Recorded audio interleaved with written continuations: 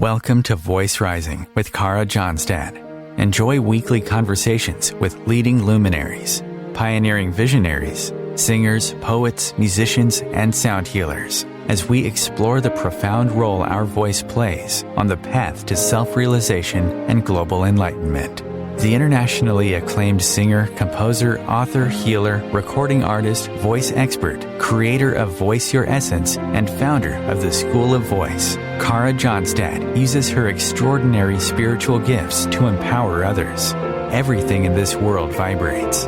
Everything has a frequency. A pioneer in the field of voice work and transformational songwriting. Her breakthrough methods are helping thousands of people worldwide fine-tune their body-mind-spirit system and unlock the energetic frequencies of limitless creativity, health, and abundance.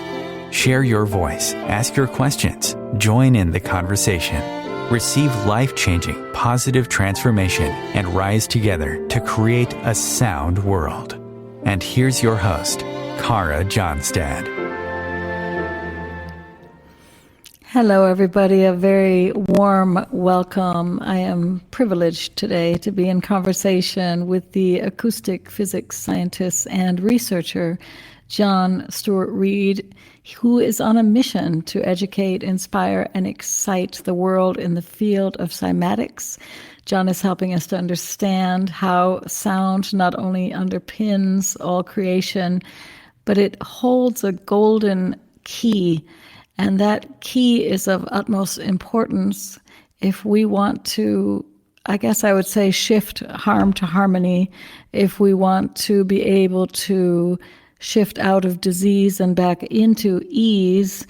And what I said in the last interview that I had with John in spring was there's something magical about seeing is believing. There is something incredibly, profoundly beautiful about the work that he's doing, not only the importance of sound, but when we can see the beauty of the beauty of what we are creating every time we speak to each other, every time we sing to each other, every time we listen to a radio show, every time we are in deep connection with each other. We just sit there in awe that we hold the key to having a healthy life in our own hands. So welcome, John, to Voice Rising. Are you there?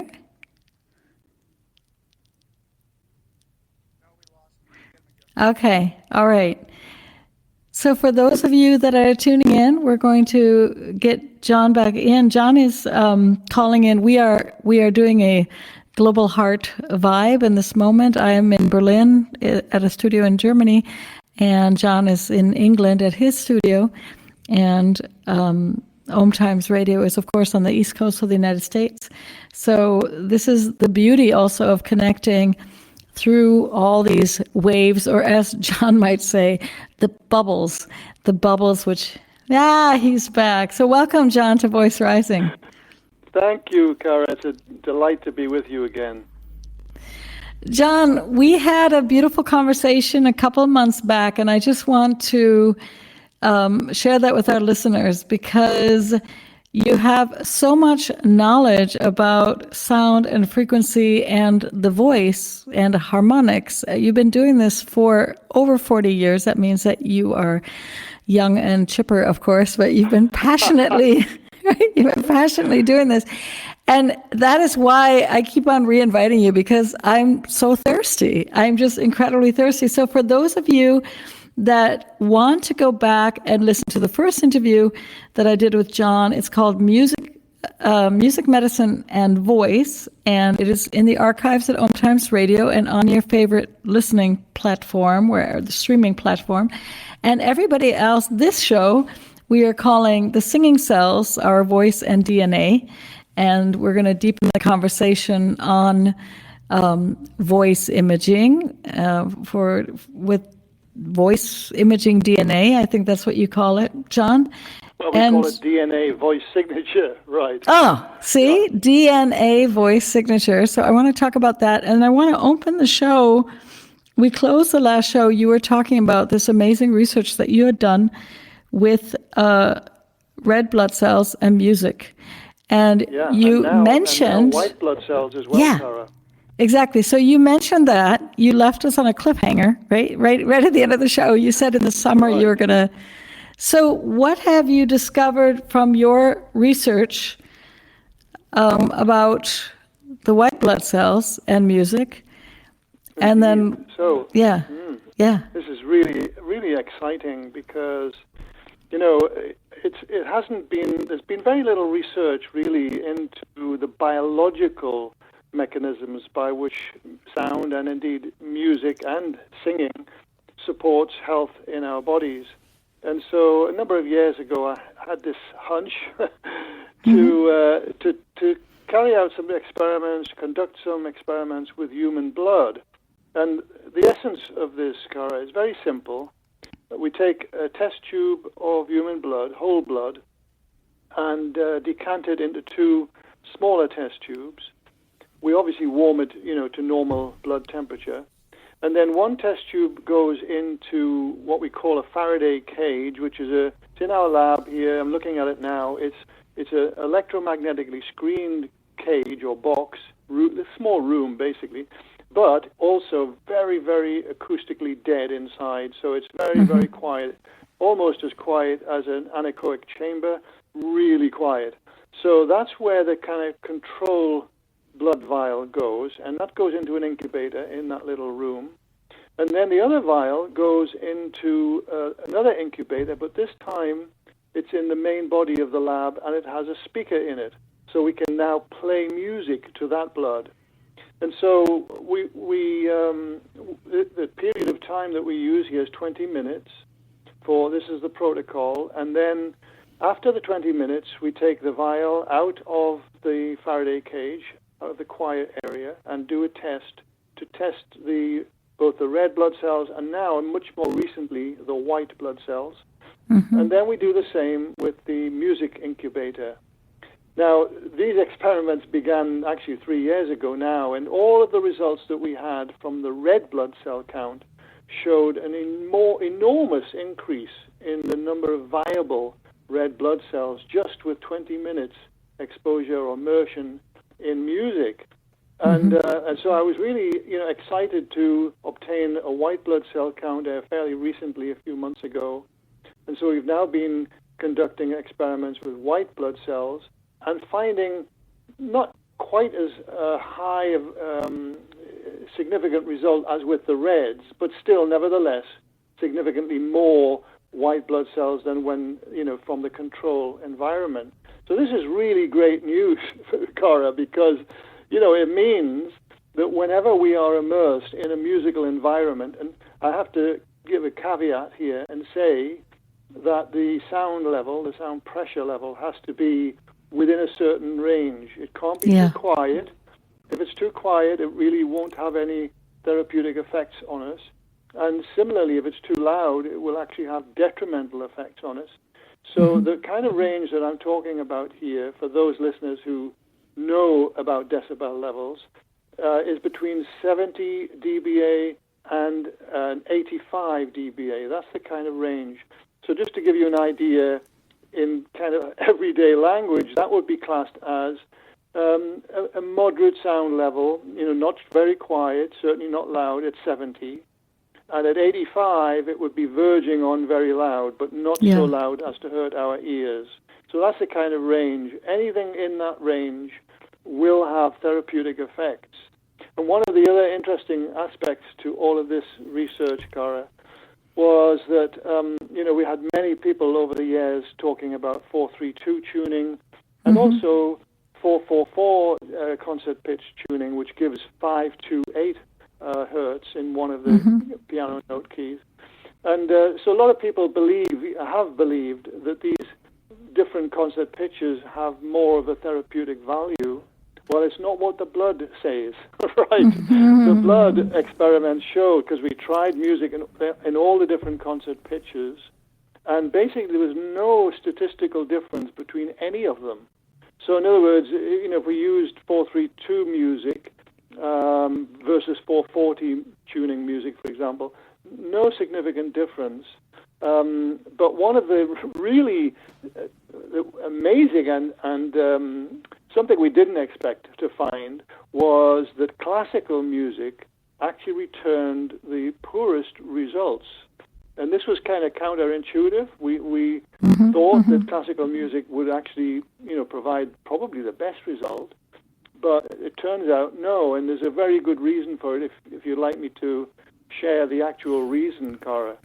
Yeah, I was just curious, is it Western classical versus, for example, Indian classical? Because... Yeah, to be honest, we did not try Indian classical. Oh, yeah, okay. We tried all Western classical, several Western classical pieces. And the essence of this discovery that we've made, which has really profound implications for medical science, is that our heart actually has two primary functions, not one. I mean, obviously, everyone knows that the heart is a pump, right? It pumps blood around our circulatory system. But it turns out that there's a secondary function, and this secondary function concerns sound.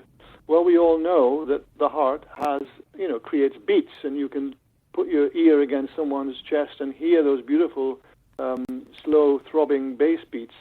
But they are actually the heart is producing pulses of very low frequency sound. And the discovery that we made concerns what is technically called oxygen binding, what this means is that when we breathe, when we respirate, our blood becomes engorged with oxygen. This oxygen is dissolved in the blood. So all the molecules of oxygen, trillions and trillions of them, are all dissolved in the blood. Now, how does that oxygen become attracted to the hemoglobin molecules in the red blood cells, for example? Right? Well, it turns out that what's called oxygen binding from the dissolved oxygen into the hemoglobin, which then delivers oxygen, to the whole body, as it were. That mechanism requires low-frequency sound to actually make it work. So our heartbeats are not just pumping the blood around the body, they're also causing the oxygen to be bound to the hemoglobin. And, one of the little pieces of proofs, if you like, or evidence of this is, what happens if your heart actually stops beating? Well, we've seen it, so many times on these hospital programs on TV. Yeah, this kind of the dramas, the straight line, yeah. Well, what happens is the person loses consciousness literally within a couple of seconds because the brain requires so much oxygen, to keep its functions going. So, but what you have to understand here, Cara, is that at the moment that person's heart has stopped, the brain is still engorged with oxygen. All that blood that's in the brain is still engorged with oxygen. So you would think, well, why does the person black out with all that oxygen available? Reason, no low-frequency sound pulse from the heart. That low-frequency pulse is absolutely essential, vital, you could say, to life. And, one of the aspects of this that's so exciting is for the future is the possibility that if someone has a weak heart, for example, or has very, very poor respiration, so they're not getting enough oxygen into their body, then low-frequency sound provided perhaps, in a prone position in the bed can actually help that person back to breathe. Full health again. So it's a really wonderful discovery that we've made, and it's very exciting. And, of course, the white blood cell aspect, is also very exciting because it means that music, when we're immersed in music, a musical environment, we're actually going to have a supercharged immune system. So this is probably why, Cara, you are so healthy. Yay! I am very healthy. What about arrhythmia? I've really noticed, as the people have moved through the COVID or long COVID, some people are suffering and struggling with their heart not keeping the beat. Would it be good to do, let's say, drumming or singing or listening to those low tones? Well, you've made a very, very good point, Cara. But actually, the way to get your heart beating in a regular fashion, the best way is to stimulate your vagus nerve, which I think we talked about last time. But one of the aspects of vagus nerve stimulation that we didn't talk about, from my memory anyway, is heart rate variability, which actually touches upon arrhythmia, just as you're mentioning it there now. So basically, in order to stimulate your vagus nerve and produce more regular heartbeats, all you do is you don some really high-quality headphones. So these are not, they cannot be the cheapo type, they have to be really quality. I'm not sure if we mentioned it last time, but the variety that I use here are the Bayer Dynamic, which are a German brand. Very good. They have a model DT770 Pro, and they are really excellent, and they're not exorbitantly expensive, but they produce really high quality sound, and most importantly in this case, Cara, down to 5 hertz, which of course is way below what we can hear, but the headphones produce it. And also the vagus nerve that's the optimal frequency for vagus nerve stimulation. The vagus nerve, when it leaves, you'll remember from last time, when it leaves the brain stem, the first place it goes to is the tragus of the ears. This is the little flap of tissue that overhangs our auditory canal. It's what we press on if we don't want to hear what someone's saying. That is where the vagus nerve first terminates, and that's why it's really wonderful, because it helps, it's a great way to stimulate the vagus nerve simply by wearing good quality headphones. And then another discovery that I made relating to this, I'll come back to in a moment, because I mentioned this 5 hertz. Most music, of course, that's produced on CD or digital files is rolled off at 20 hertz, because why? Well, very few sound systems can handle anything below 20 hertz. So, me saying 5 hertz, you might be thinking, Cara, well, how are we going to get 5 hertz, signals? But I'm going to come back to that in a moment. Just to continue this thought, though, now about arrhythmia and heart rate variability.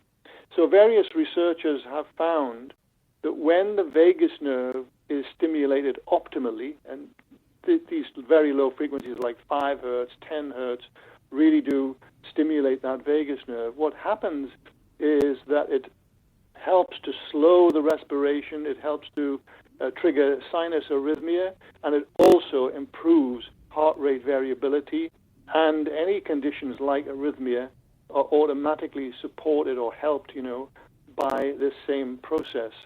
So that's definitely the way that I would suggest. But also coming back to your idea about drumming, Cara, it may help with arrhythmia, I'm not sure, but what it would help with is, when you think about it, drumming actually kind of mimics what the heart is doing. The pumps of the heartbeats are mimicked by these low-frequency drumming sounds. So when those low-frequency drumming sounds penetrate into our bodies, they actually support this oxygen binding process that I was referring to earlier. In other words, we're going to feel energized, not just because of the rhythm of the drumming, but also because there is literally a mechanism by which we can absorb more oxygen in that drumming environment. So no wonder that so many native peoples around the world for thousands of years have used drumming they've used it as a musical tool, but in addition, it's also very beneficial for health. Musical tool and also ritualistic. I think it's fascinating. Also, the drums that we can hold on our lap, are not going to be as low. But there are even cultures that have these huge, incredible drums where they're drumming. Or if I think of the taiko drums, right? They're very big. Yes. Low, deep big drums. I guess we have timpani. Yes, I've been in an audience when those huge drums have been played, and I could really feel it in my chest and probably every organ in my body. Very powerful and an extraordinary experience, actually. We're going to take a very, very short break for our sponsors, and then we're going to be back with more. and also explore the DNA voice signature.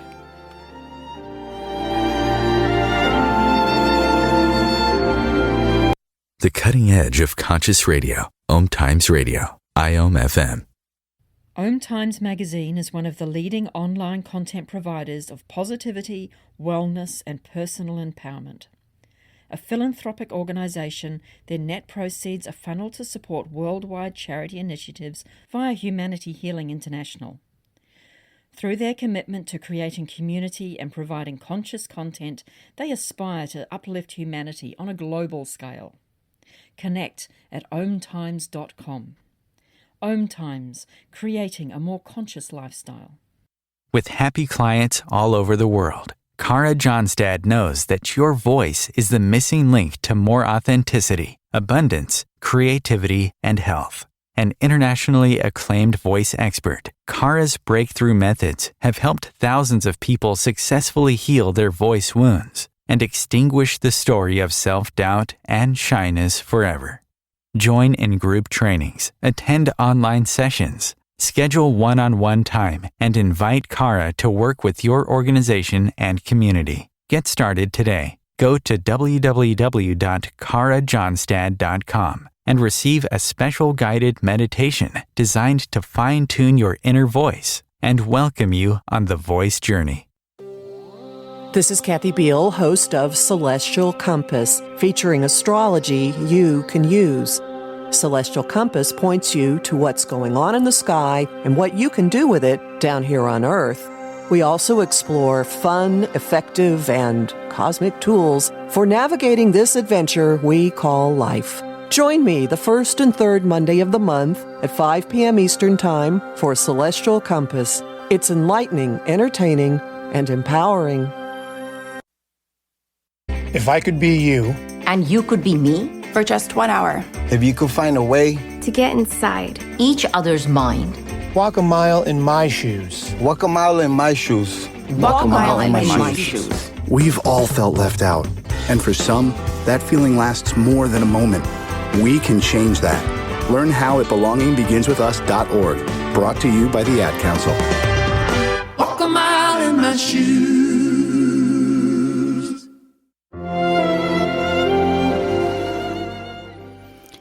Welcome back to Voice Rising. With me today is John Stuart Reid. John is on a mission to educate, inspire, and excite the world in the field of cymatics, the field of visible sound, and the implications it has in healing our world. So, John, I did actually Google that crazy question. You are the leading scientist, or at least one of the leading scientists in cymatics. So I was crazy enough to put in that question into the mega search machine and saying, what is cymatics? And it spit out that it's the study of wave phenomena, especially sound and the visual representations. And I actually laughed and thought, would John say it's a study of wave phenomena? Or would he say it's a study of bubble phenomena? So yes, share with... Because as we talked about last time, sound is definitely not a wave. Exactly. We use that term, of course, in science and engineering even, because it is when we see sound graphically, on a spectrum analyzer or an oscilloscope or, some other instrument, yes, it looks like a wave, but that is a graph, it's XY graph coordinates. And nature does not use graphs, of course. So sound, all the sounds around us, all the sounds that we've ever created have been bubble-like. I use the term sound bubbles. And so when we speak or when we sing, what emits or emerges from our mouth, and of course also via our paranasal sinus cavities, comes out of our nose, is literally a bubble-like emanation. And that of course, that emanation, which is essentially spherical, or let's use the word spheroidal, because it's not perfectly spherical for technical reasons that we won't get into now, but basically it's like a bubble, and as it expands, of course, that it's expanding at the speed of sound. It's also pulsating in and out, this bubble, and it's those pulsations which are indeed the sound, and when graphed, look like a wave. But, if we're going to call something that's actually a bubble-shaped phenomenon a wave, well, it becomes very confusing, even to the extent that, some of my very clever colleagues, have taken issue with me in the past, and I have had to, be very gentle and just explain my point of view. And so, anyway, it's an interesting aspect. But one of the reasons, of course, that I love this concept of sound as a bubble rather than as a wave, is because when those sound bubbles then penetrate our biology, you say you've got someone that's singing in a room, and you're a listener to that singing. The sound bubbles that are emerging from that person, from that vocalist's mouth and nose, are starting to penetrate into your body, of course, in this spherical way. And what happens is that every single cell in your body, and of course there are trillions of them, they all have membranes. And one of the basic principles of cymatics is that whenever you have a sound and you have a membrane, there has to be a cymatic pattern imprinted onto that membrane. These are the simple laws of physics. There's no two ways about it. There will be a pattern. Now, obviously, imaging that pattern, making it visible, is, of course, the job of cymatics. That's what cymatic science is all about. So, but from a therapeutic point of view, it's extremely important to realize that when you're immersed in a musical environment, say as we were talking, there's someone singing, then the person that's singing will be receiving in their own body beautiful cymatic patterns on all the trillions of cells in their body, but also equally the sound of their voice emerging as these beautiful bubbles are then going to be impinging on others that are in that vicinity. So let's say you're singing on a stage, on a platform, and there's a large audience. Everyone in that audience is going to be receiving those beautiful patterns on the surface membranes of their bodies. Now, you might ask, Cara, well, what about that? So what from a therapeutic point of view? Well, and now, if I may, just explain one of the many mechanisms the reason why that is so important to know. So all the cells in your body, as opposed to your brain, so let's just talk about in your body, all the cells in your body have sometimes hundreds of little projections from their membrane surface. These are called integral membrane proteins, and they have many different roles. Some of these IMPs, as they're sometimes abbreviated, some of them are for signaling to other cells. So, brother and sister cells can talk to each other, and they talk in the infrared spectrum mainly. But others of these little IMPs, their job is to receive acoustic energy. And this is obviously what we're talking about here. The sounds that are entering into the body are literally picked up by these cells, by these like little antennas for all the world that are projecting from the cell membrane. And what can happen if you get into a situation, the person becomes ill? Well, there could be various reasons, of course, for illness, but sometimes the illness occurs because of an imbalance in the body when a system or systems in the body go to sleep.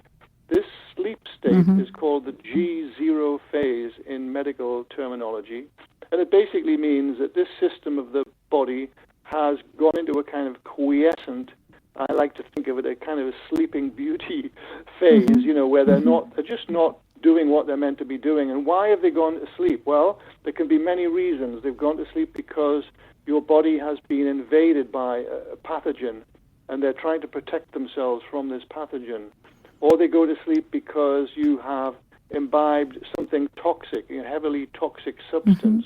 Or sometimes cells can go to sleep just because they've had a physical trauma, really the tissues have been damaged. But whatever the reason, they're in this sleep state.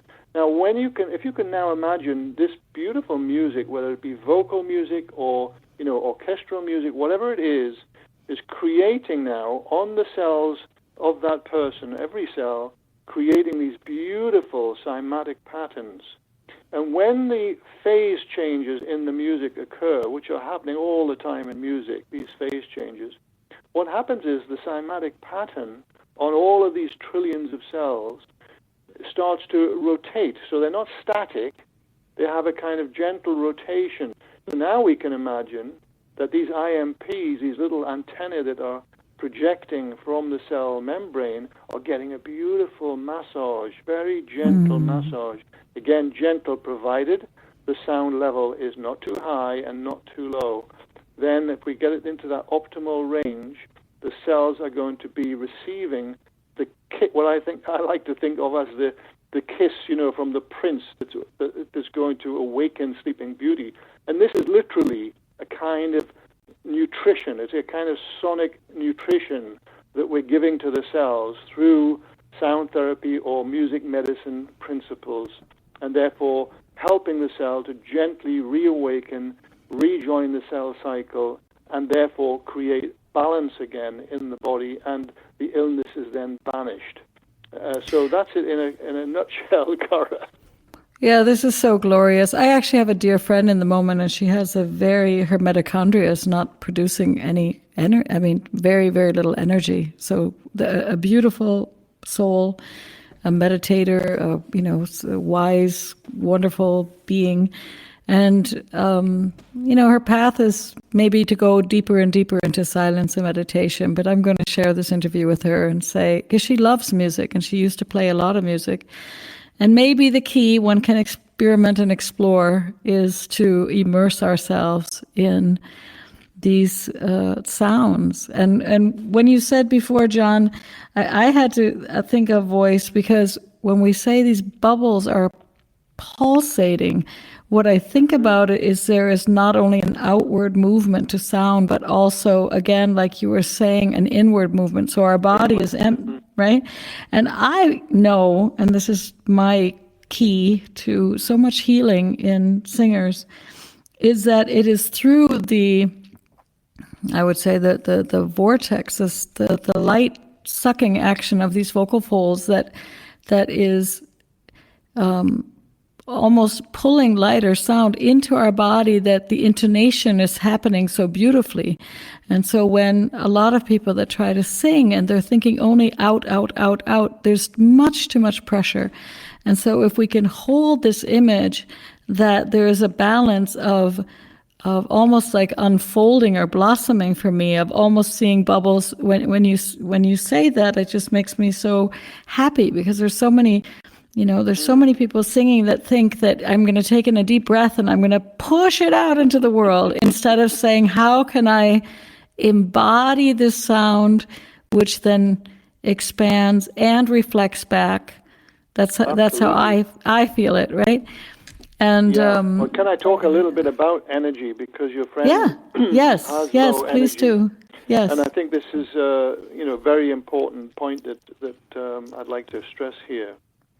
What happens in every cell in your body is that electricity is created. This is the electricity of life. Without electricity, there would be no life. So how is this electricity produced? Well, in every cell of your body, there is water. Okay, it's obviously kind of salty water, you could say. But what happens is in the cell there's a membrane, obviously enclosing this body of water, and as the water meets the membrane, the water changes its character, and it's called in science these days, it's being called structured water, and sometimes it's being called exclusion zone water. But whatever you call it, this water has different characteristics to the normal water in the cell. And you can look at this from a point of view of water if you just pour water into a glass, any glass, you will see a meniscus around the perimeter of the glass, right? We learn this in school. They call it capillary attraction, right? Well, nowadays, it's understood that what's actually happening is the water, as it reaches the boundary, in this case the boundary of the glass, changes its atomic structure. and it becomes sticky, and it becomes atomically differently charged to the bulk water in the glass. It's literally creating a battery. And you can literally put the electrodes from an ammeter in, one into the center of the glass and one into anywhere on the boundary of the glass in the meniscus area, and you will literally see a current flow in the water, right? Mm-hmm. This is amazing, but it's true. And the same principle happens in every cell in your body.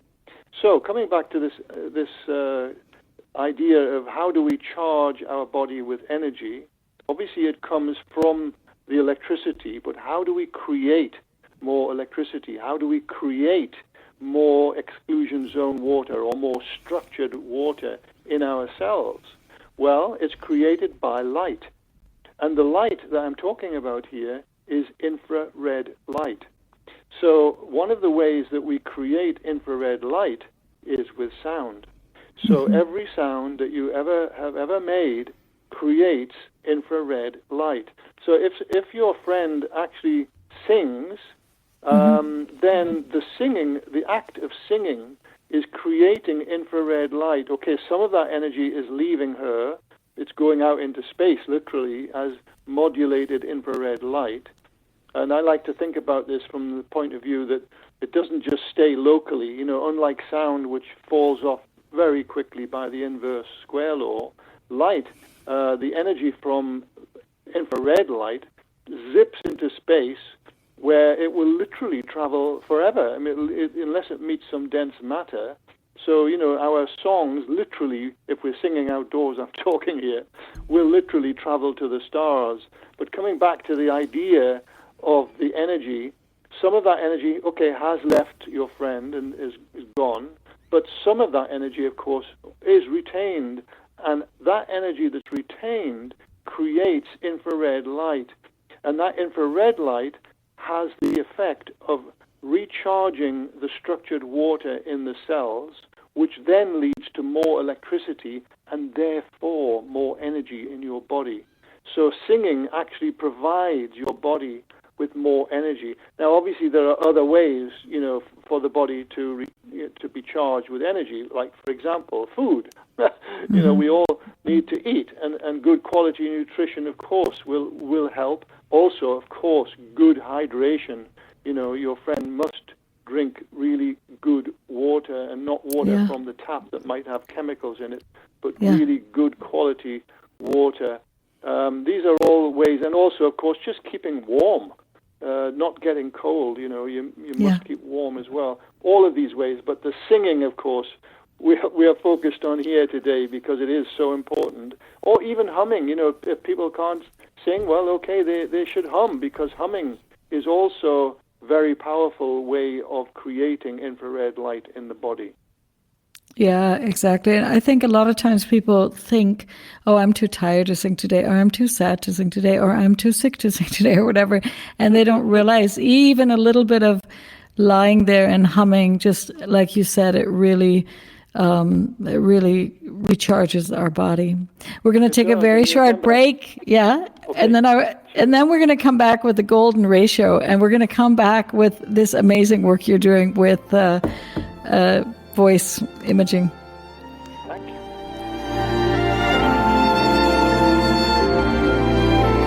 Bringing a more conscious lifestyle to your world. OMTimes Radio. IOM FM. Ascending Hearts is no ordinary dating site, but a spiritual dating site with a purpose, to link you with your soulmate. We engineer the serendipity so you can trust that you will attune with someone that has the same matching vibration as you. Ascending Hearts, the conscious dating site for the spiritually aware. Try Ascending Hearts for free. AscendingHearts.com. My name is Victor Furman. Some call me The Voice. I've always been fascinated with human nature, spirituality, science, and the crossroads at which they meet. Join me Wednesdays at 8 p.m. Eastern on OMTimes Radio, and we'll explore these topics and so much more on Destination Unlimited. You came across someone struggling with hunger. How would you recognize them? Would you notice an 8-year-old girl who's not excited for summer break because she may not be having lunch again until September? Or a war veteran who's having a hard time landing a job and getting back on his feet? I am the 1 in 8 Americans who struggle with hunger. I am hunger in America. Hunger can be hard to recognize. Learn why at IamHungerInAmerica.org. Brought to you by Feeding America and the Ad Council.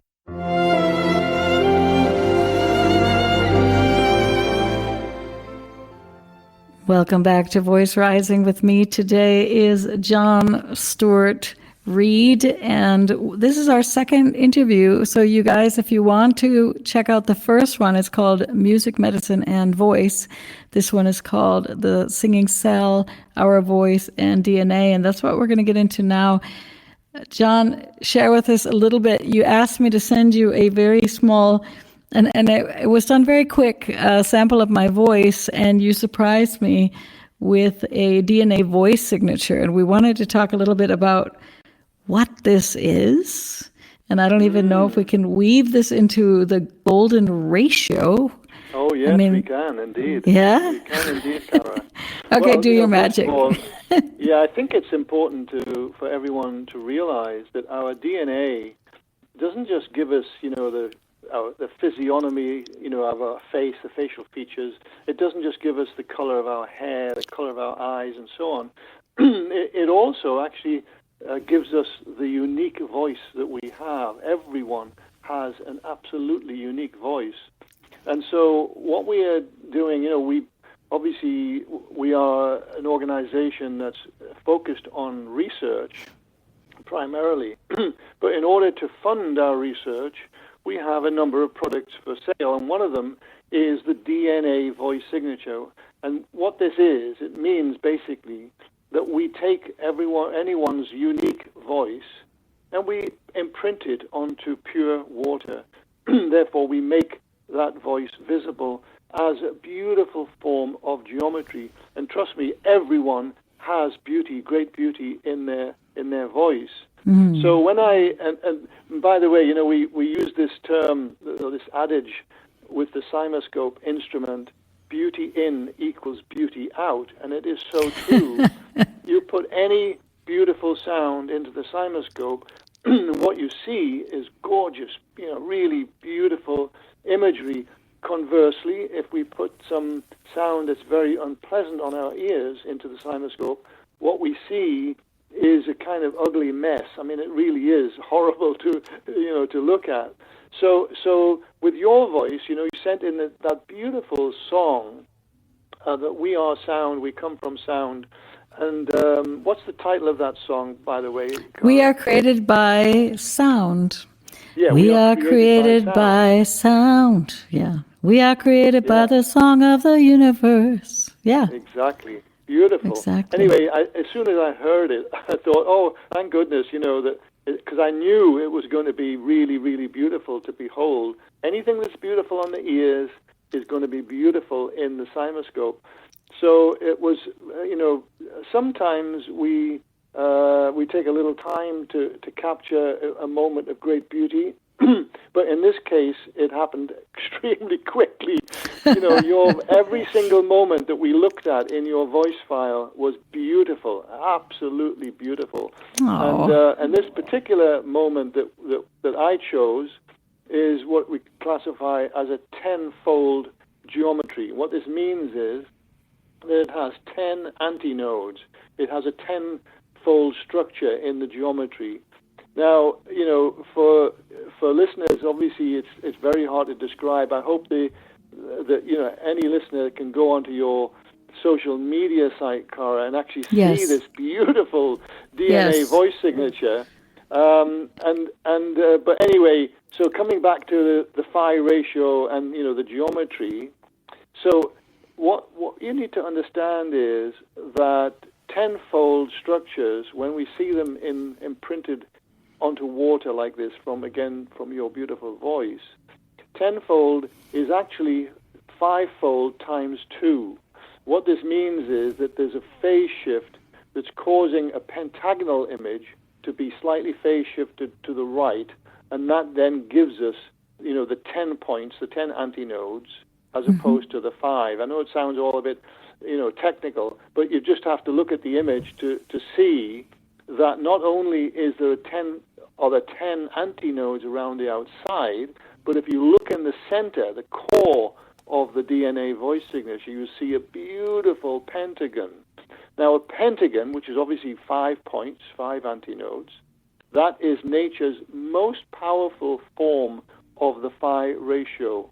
You see it in many different aspects of nature, the pentagon, and so the phi ratio is 1 to 1.618, and then there's a long string of digits after that, but they are the main digits. That's a ratio that is found throughout nature. It's prolific everywhere in nature. You find the phi ratio, and so it's basically part of life. And then when you know that the cross section of the DNA in your body, Cara, is also tenfold geometry, then what this means is that when you sing, you are literally singing direct to your DNA. The resonance properties, of your song are literally energizing the DNA in your body simply because of the laws of resonance. So I think it's a wonderful thought that just to sing means that we're literally singing to our DNA. Yeah, it's actually stunning, and that's what I was saying at the beginning of the show. There's something, and I even told you this before we went on air.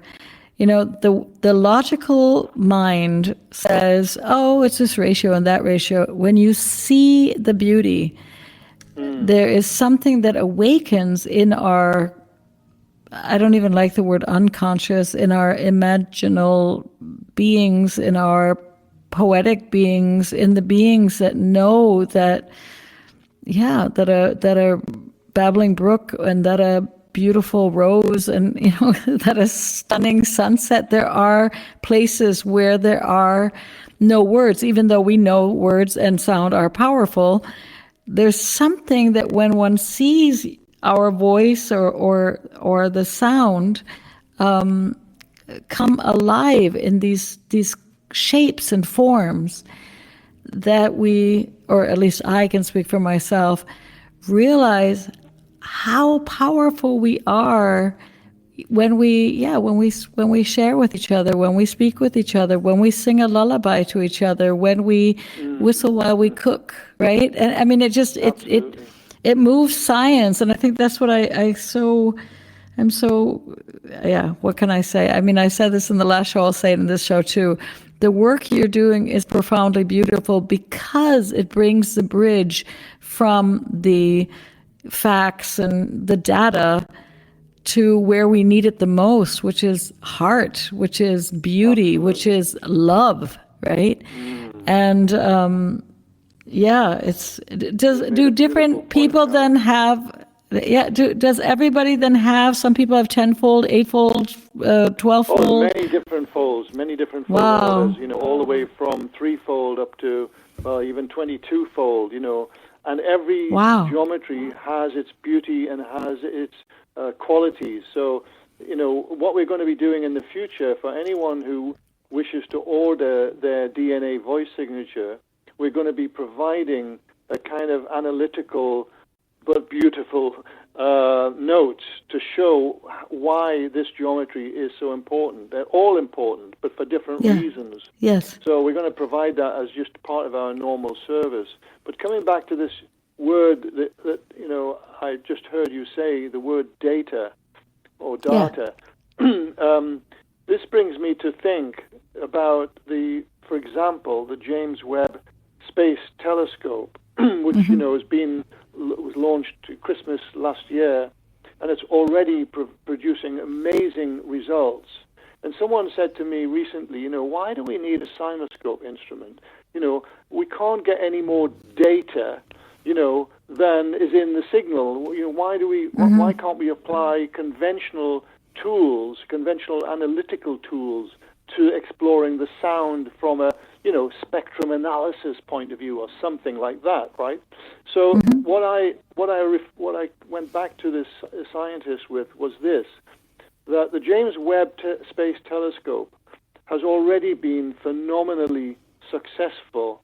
And let's take the one of the beautiful deep field images, which is showing galaxy formation, for example, not long after the Big Bang, according to the scientists that are working with it. This is looking farther back in time. It's giving us information about the way that our universe was constructed. And all of this comes from the image, from the photograph, let's say, not from the data stream. The data stream, yes, you could analyze it with all sorts of powerful analytical tools, but it wouldn't tell you what one, pair of eyes, experienced eyes, looking at a photograph from, or an image from the James Webb Telescope will tell that astrophysicist or that astronomer about the way that the universe was constructed. Only the photograph will do that. Only the image will do that. And it's the same with the Cinescope instrument. Yes, we can analyze till the cows come home. You can analyze sound files with conventional spectral analysis and so on. Various, software tools that are available now are amazing. But they will never tell you about the beauty in the sound. If you look at the DNA voice signature, oh my gosh, Cara, it's absolutely stunningly gorgeous. And I want to share something now about the beauty that's healing, which is this, that geometry that you see in that DNA voice signature, even if it's on a computer screen, but even better if it's printed out and put on your wall at your home or your office, right?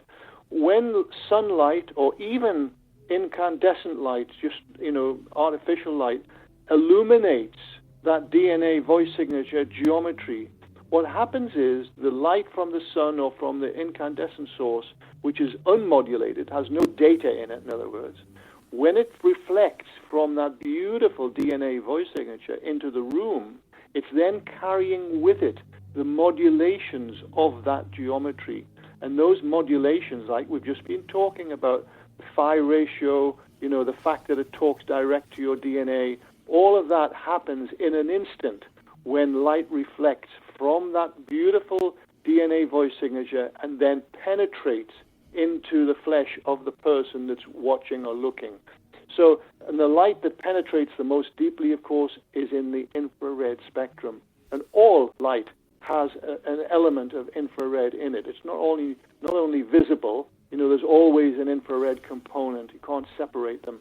And so the infrared component is carrying with it those important geometric modulations deep into the tissues of your body and speaking directly to your cells and to the DNA in your cells. All of that happens in a split second. So it's just a beautiful image that helps us to get in deep contact with our harmonic beings that we are. Right? I always like to call DNA, because, as you know, I'm a songwriter and not a scientist, I like to call DNA divine natural alignment. Oh, I love that. That's when I sing, it's just a channel, and I'm like, divine natural alignment. Do you mind if I borrow that, Cora? Yeah, no, it's lovely. I think that we're, anyway, deeply linked. All of us are doing profoundly good work for the world, shifting, like I said, getting out of disease, coming back to ease and harmony. And that's also what you see with these prints, is you just see that we have a beauty and a harmonic structure within. So for everybody out there, sonic-age.com, I believe, is your homepage, correct, John? No, it's actually where anyone would go for a DNA voice signature, for example. Yeah, sure. Soundmadevisible.com. Let's do that one. Soundmadevisible.com. I can only, say, you guys go get your own beautiful signature DNA, voice signature, and also support John and his team. A big shout out to James that he helped do this so quickly, and support John and his team. John, like I said, amazing work that you're doing for the world. Thank you so much for being with me once again at Voice Rising. And every time it's just a deepening of, I guess, profound wisdom and beauty. And it makes me at least so excited to explore more.